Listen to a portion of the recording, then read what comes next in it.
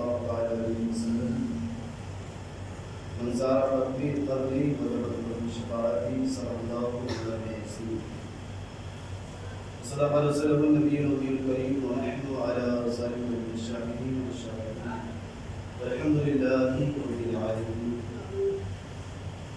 ہر بشر کی صدا مدینہ میں،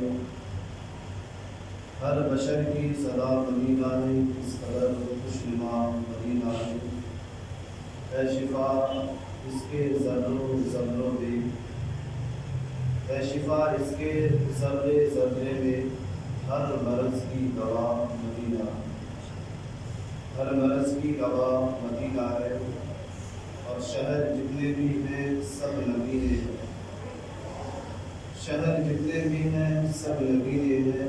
سب سے پیارا سب سے اچھا میرا مدینہ، سب سے پیارا سب سے اچھا مدینہ ہے. اور ایک عاشق رسول سے جب کسی نے پوچھا تو اس نے کیا جواب دیا کہ میں غلام رسول اکرم ہوں، میں غلام رسول اکرم ہوں، میرے گھر کا پتہ مدینہ ہے. میں غلام رسول اکرم ہوں، میرے گھر کا پتہ مدینہ ہے.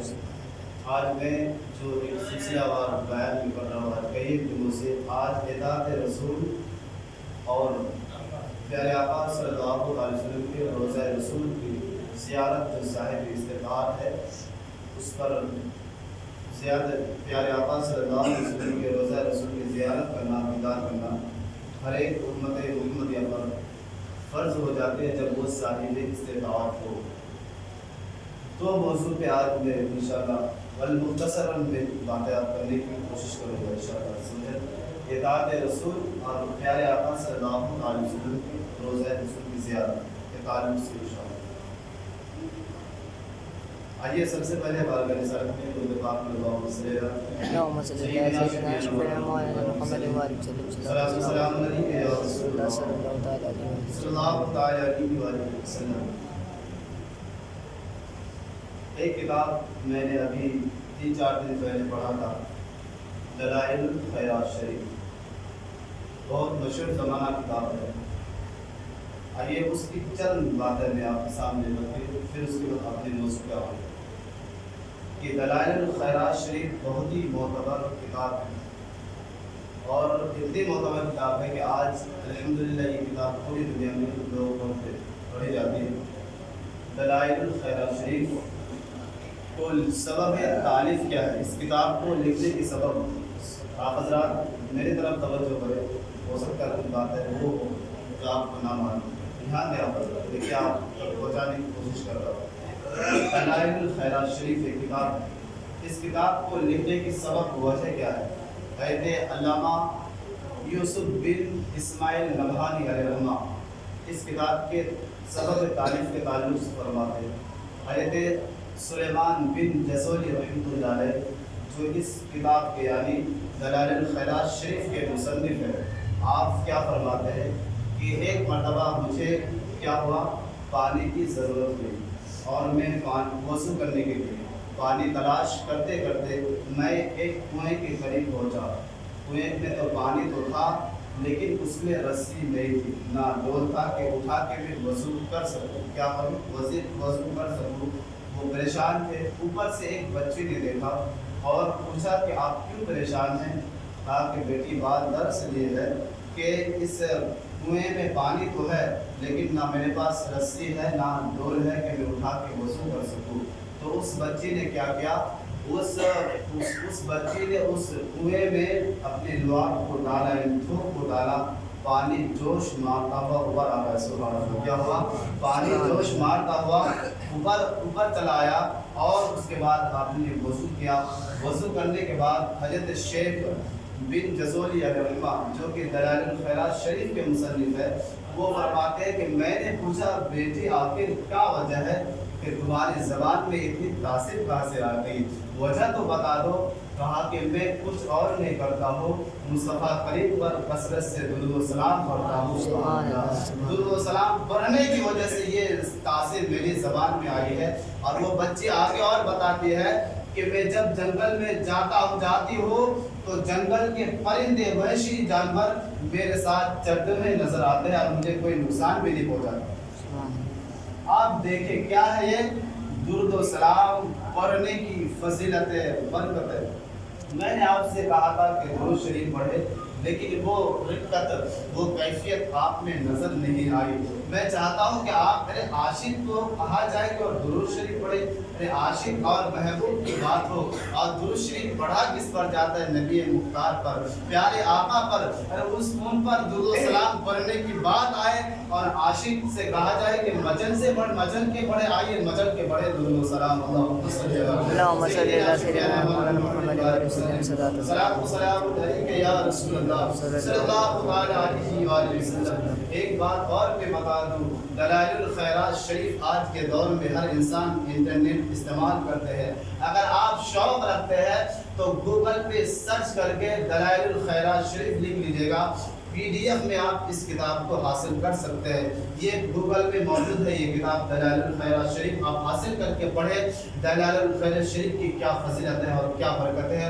آئیے میں اپنے موضوع پہ آؤں کہ میرا موضوع ہے اطاعت رسول، پیارے آقا اور پیارے آقا صلی اللہ علیہ وسلم کے روضہ رسول کی زیارت۔ چونکہ آج حج کے ایام بھی چل رہے ہیں، الحمدللہ عز و جل جو اسلامی بھائی بہنوں کو رب نے حج کے ایام حج کی سعادت عطا فرمایا ہے، وہ حج کی سعادتیں حاصل کر رہے ہیں، وہ مکہ شریف کی حسین وادیاں دیکھ رہے ہیں، وہ مکہ شریف کہ جس پر میں جب کبھی میرے آقا صلی اللہ علیہ وسلم اپنے حیات ظاہری گزارے تھے، وہ مکہ شریف، وہ مدینہ شریف کی گلیاں، وہ مکہ شریف کی گلیاں، کبھی میرے آقا اس پر کبھی سونا تھا، کبھی آرام فرما تھے، کبھی آپ اس گلیوں میں گزرے تھے، کبھی صحابہ کو واضح نصیحت کیے تھے۔ آج وہ یقیناً وہ بڑے خوش نصیب ہے کہ جو آج مکہ شریف کی حسین وادیوں میں ہیں اور اس کے پرخیر مناظر کو دیکھ رہے اور اس کے وادیاں دیکھ کر اپنے آپ کو مستفیض کر رہے۔ اب میں رب کی بارگاہ میں دعا کر رہا ہوں،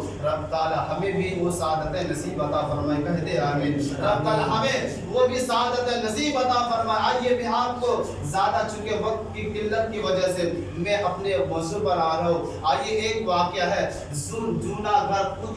جوناگڑھ اسٹیٹ انڈیا میں ایک بہت ہی زبردست عاشق رسول رہا کرتے تھے، جن کی عادت کریمہ یہ تھی، جن کا کام کیا تھا سنیں، جن کا کام یہ تھا کہ ان کا کام تھا کیا؟ پتھر تراشنے کی۔ اور ان کی عادت یہ تھی کہ جب وہ پتھر کو تراشتے تھے تو دلائل الخیرات شریف کے ایک باب کو پڑھا کرتے تھے، سبحان اللہ۔ دلائل الخیرات شریف کے ایک باب کو وہ پڑھتے، پھر وہ تراشتے، ایک باب کو پڑھتے، پھر پتھر کو تراشتے۔ ایک مرتبہ ہوا یوں کہ حج کے ایام ہے، قافلے در قافلے مدینہ شریف جا رہے تھے، مکہ شریف جا رہے تھے، اور اس دیوانے کی قسمت جاگ اٹھی، میرے آقا خواب میں تشریف لاتے، سبحان اللہ، اور آ کے ارشاد فرماتے ہیں یہ دیوانے آپ مدینہ شریف آ جائیے۔ اور کیا ہوا تھا کہ گنبد خضرا کی ایک کنگرا ٹوٹ گیا تھا۔ میرے آقا فرماتے ہیں اے میرے دیوانے آ مدینہ، اور آ کے مدینہ شریف آ کے جو کنگرا ٹوٹ گیا ہے اسے ٹھیک کر دے۔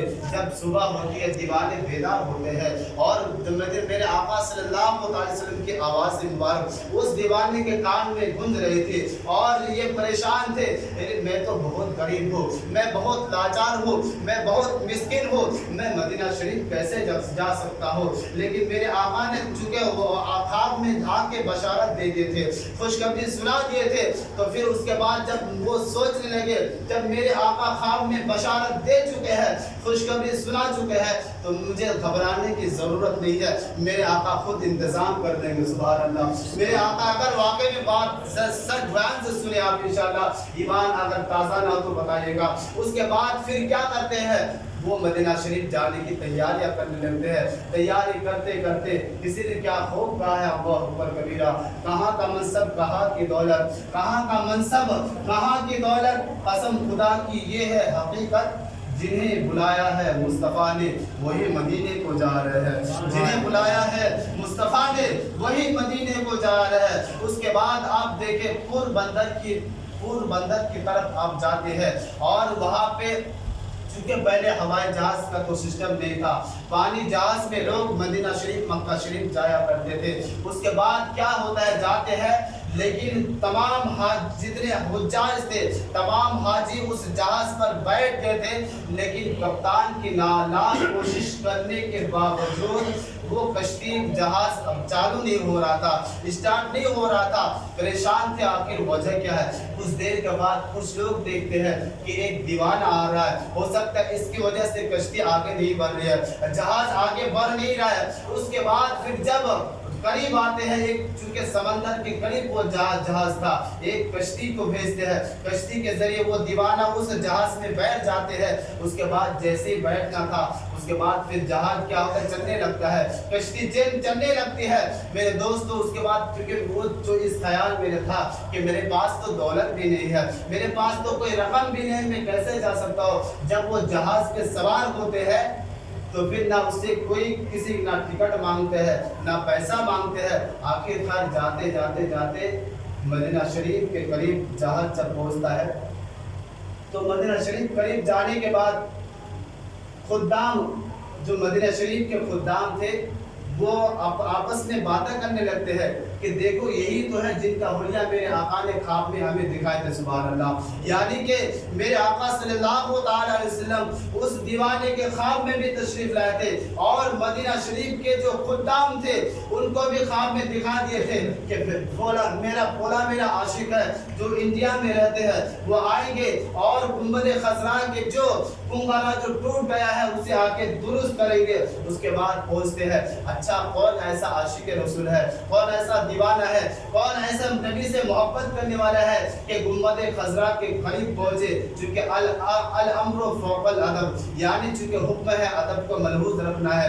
دیوانہ اور خدام کے ذریعے رسی کے ذریعے آپ وہ دیوانہ کیا کرتے ہیں، گنبد خضرا کے قریب پہنچتے ہیں۔ اوپر پہنچنے کے بعد واقعی دیکھتے ہیں میرے آقا جو خواب میں بشارت دیے تھے کہ ایک کنگارا ٹوٹ گیا ہے اسے آ کے ٹھیک کر دیجئے۔ اس کے بعد وہ اس کو ٹھیک کر دیتے ہیں۔ آپ دیکھیں گنبد خضرا سامنے موجود ہو اور دیوانہ کی روح اور دیوانہ پھر واپس نیچے آ جائے، یہ کیسے ہو سکتا ہے؟ جب کیا دیکھتے ہیں اس کو ٹھیک کرنے کے بعد جب خدام اس کو نیچے لے آتے ہیں تو کیا دیکھتے ہیں کہ دیوانے کی روح بڑی پرواز کر گئی تھی، اللہ اکبر کبیرہ۔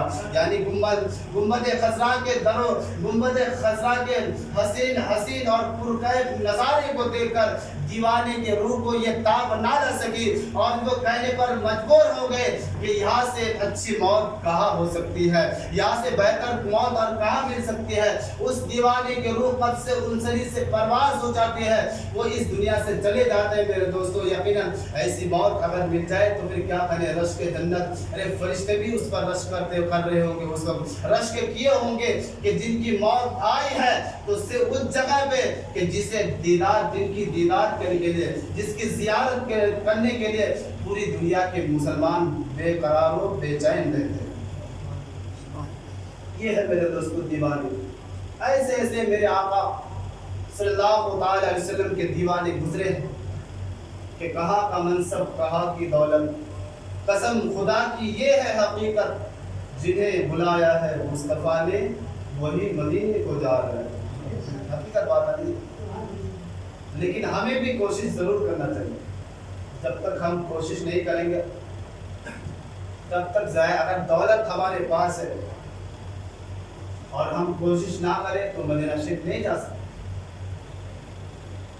بہت سے ایسے بھی ہوں گے جو دولت بہت ہے لیکن کوشش نہ کرنے کی وجہ سے وہ مدینہ شریف نہیں جا پاتے، اور کچھ ایسے بھی ہیں جن کے پاس کچھ بھی نہیں ہے، وہ صرف کوشش کرتے ہیں اور دل میں تمنا لیے یہی ہر وقت رہتے ہیں، کاش ایک بار دیار مدینہ کی زیارت ہو جائے تو قسمت کی معراج ہو جائے۔ سبحان اللہ۔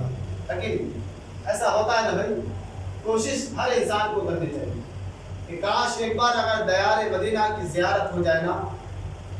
میں ایک شعر آپ کو، دو شعر سنانا چاہتا ہوں، اگر اچھا لگے تو سبحان اللہ کہیے گا کہ تصور میں جو دربار پیغمبر مسکرائے گا، تصور میں جو دربار پیغمبر مسکرائے گا،